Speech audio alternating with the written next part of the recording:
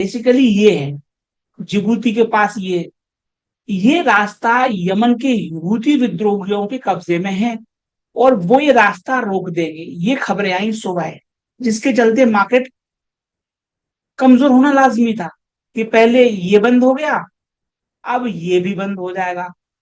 ये समस्या थी महोदय। अब मैं आपकी सेवा में लगातार निवेदन कर रहा हूं श्रीमंत कि हमें ये जो कंपीटिंग क्लेम्स आ रहे हैं इनको देखकर घबराना नहीं है। क्यों? क्योंकि आप स्वयं ईरान की तरफ से सुन लीजिए। ईरान की अमेरिका के साथ अभी भी बातचीत चल रही है। कच्चे तेल के दाम टूट के $90 से गिर के $88 पर आ गए अभी। तो कच्चा तेल टूट गया। 10 दिन के सीज फायर को लेकर बातचीत संभव है। दोनों देशों के जो नेगोशिएटर्स हैं उनके बीच सहमति बन चुकी है।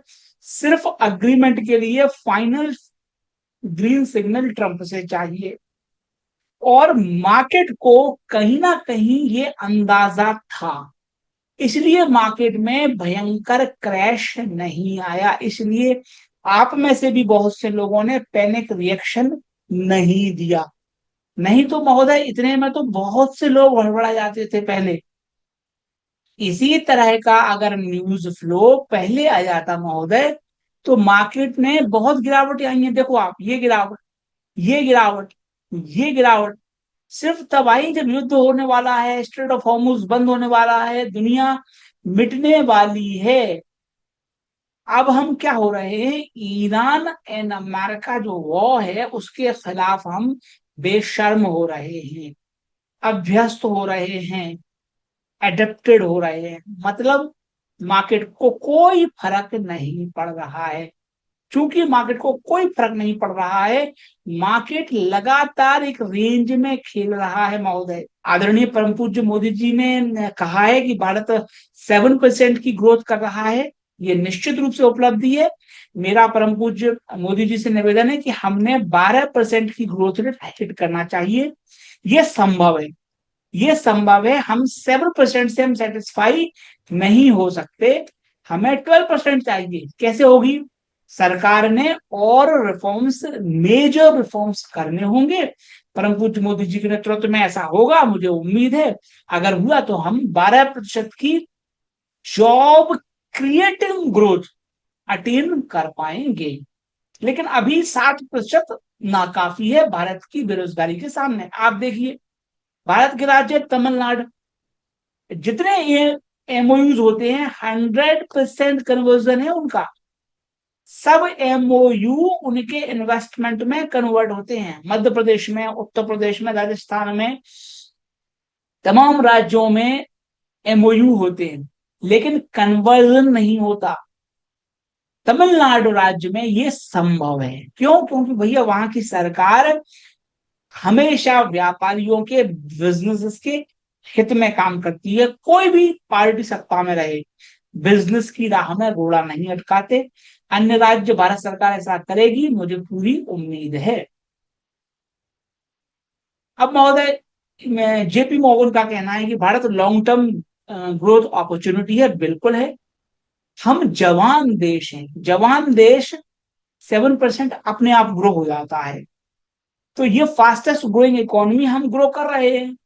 इसमें बस थोड़ा सा तड़का लगाने का आवश्यकता है। वो लगेगा, जलवा खिंच जाएगा। दुनिया तैयार है भारत में निवेश करने के लिए। जेपी मॉर्गन भी कह रही है भैया भारत में निवेश आएगा अगर कच्चा तेल नीचे चला जाए, अगर रुपया मजबूत हो जाए, इकोनॉमी ग्रो हो ही रही है, चीजें अगर पॉजिटिव हो जाए तो हम तैयार हैं मार्केट के बुल रन के लिए, ऊपर जाने के लिए हम तैयार हैं। बस एक कदम तुम आगे बढ़ो, एक कदम हम आगे बढ़ेंगे, तभी हाथ मिलाने के काबिल होंगे। भारत सरकार एक कदम आगे आएगी, मुझे ऐसी उम्मीद है। जो ये बहुत बेहतरीन व्यू पॉइंट आया है महोदय, जिसका मैं समर्थन करता हूँ। चाइना+1 स्ट्रैटेजी बहुत अच्छी है, लेकिन हमने यूरोप+1 स्ट्रैटेजी पर भी काम करना चाहिए। यूरोप भी समस्या से ग्रसित है। हम यूरोप को रिप्लेस कर सकते हैं अमेरिका के सामने। यूरोप में एनर्जी प्राइसेस हाई है, यूरोप में प्रोडक्शन नहीं हो रहा है, लेबर लॉज खराब है।